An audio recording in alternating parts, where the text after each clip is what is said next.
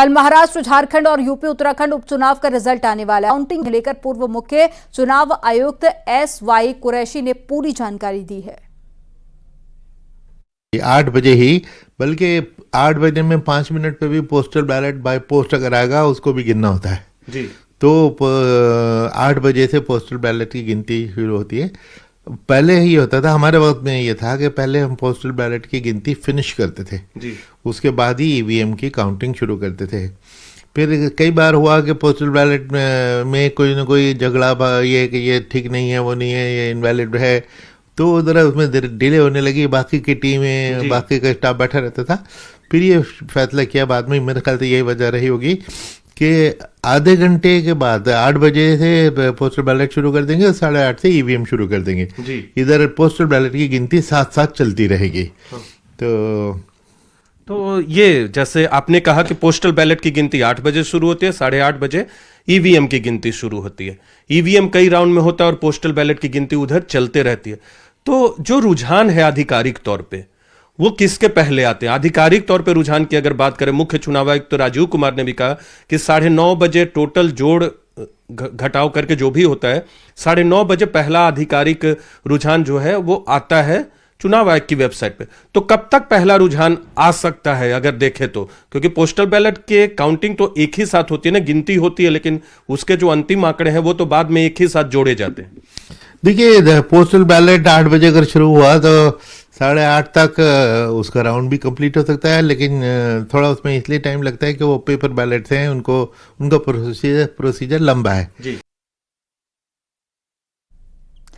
महाराष्ट्र और झारखंड के अलावा कल यूपी की 9 सीटों पर भी चुनाव रिजल्ट आ जाएगा। लिहाजा प्रत्याशियों के दिल की धड़कन बढ़ी हुई है और कानपुर की सीसामऊ सीट पर बीजेपी और साथ ही समाजवादी पार्टी के कैंडिडेट लगातार पूजा और दुआ कर रहे हैं। सपा प्रत्याशी नसीम सोलंकी ने बेटियों के साथ में जीत के लिए दुआएं मांगी, तो वहीं बीजेपी प्रत्याशी सुरेश अवस्थी ने भी मंदिर में जीत के लिए पूजा अर्चना की।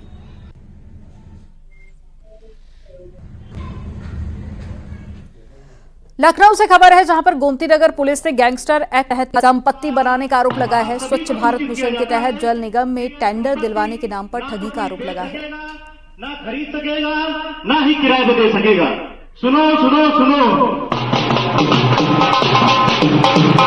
सुनो सुनो सुनो, आप सभी को सूचित किया जाता है कि एक गिरोह जिसका टीम ने मुंबई के भिवंडी इलाके में गिरफ्तारी की और साथ ही असला तस्करी और साथ ही गैंगस्टर मामले में फरार चल रहा आरोपी दोस्त पे भी गिरफ्तार था और जेठवाड़ा थाने में मुकदमा दर्ज किया गया था इससे पहले, और फिलहाल 50,000 के इनामी को पुलिस ने गिरफ्तार कर लिया है। खबर गाजीपुर से है, जहां पर एसडीएम ने बिहार और बंगाल पहुंचाई जा रही थी। जमानिया थाना क्षेत्र के कुरैशी मोहल्ले में कार्रवाई की गई।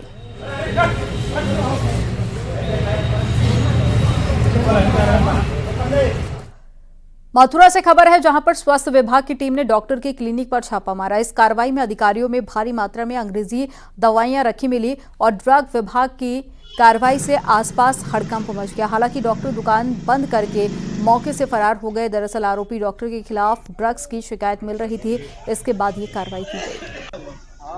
अपने आप हो जाएगा, चिंता मत करो। एलोपैथिक कैटेगरी की दवाइयाँ हैं, जो एलोपैथिक की दवाइयाँ हैं उनको ही हम खाली इसके अंदर में जो है अपनी जांच के अपने दायरे में रखते हैं, तो हम उनको जब रहे हैं जल्द में पाएंगे। वाराणसी से खबर है, जहां पर कथा स्थल श्रद्धालुओं पर शिकंजा कसा। गिरफ्तार महिलाओं के पास से सोने की 2 चेन और 9 मंगलसूत्र बरामद किए गए। आपको बता दें कि डोमरी में शिव महापुराण कथा सुनाने आई महिलाओं ने थाने में पुलिस से शिकायत की थी, जिसके बाद पुलिस अलर्ट पर थी।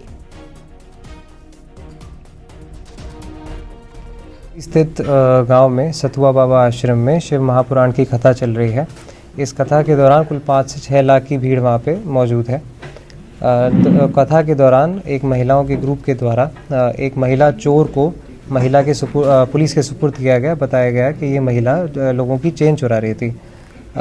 महिला की कथाओं में पहले ही जाके वहाँ मौजूद होकर इस तरह की घटनाएं करता रहता है। दिल्ली के बाद अब आगरा में भी गैस का चैम्बर बनता जा रहा है। लगातार आगरा की हवा खराब हो रही है। अब आलम AQI 400 तक क्या है। आगरा के कुछ इलाकों में AQI 450 से ज्यादा दर्ज किया गया। प्रशासन की तरफ से भी गाइडलाइन जारी की गई। सुबह के समय बच्चे और बुजुर्गों को मॉर्निंग जाने। दिल्ली के बाद अब आगरा भी गैस का चैम्बर बनता जा रहा है। लगातार आगरा में प्रदूषण बढ़ रहा है। 405 से ज्यादा AQI दर्ज किया गया, जिसके बाद से अब आगरा प्रशासन भी अलर्ट मोड में है। जिलाधिकारी अरविंद मलप्पा भंगारी के द्वारा लगातार बैठक की जा रही है। संबंधित अधिकारी उनको दिशा निर्देश दिए गए हैं। साथ ही साथ आगरा की सड़कों पर छिड़काव शुरू कर दिया गया है। हालांकि जिस तरीके से लगातार गाइडलाइन कहा गया कि जो बच्चे हैं वह सुबह के समय पर बहुत ही जरूर लगाएं, जिससे कि जो सांसों का संकट है जो गहरा रहा है उस पर कहीं ना कहीं रोक रहा है। तो बहुत ही ज्यादा जरूरी हो तभी घर से बाहर निकले और मास्क भी अवश्य लगाएं। कामिर कुरैशी, न्यूज़ 18 आगरा।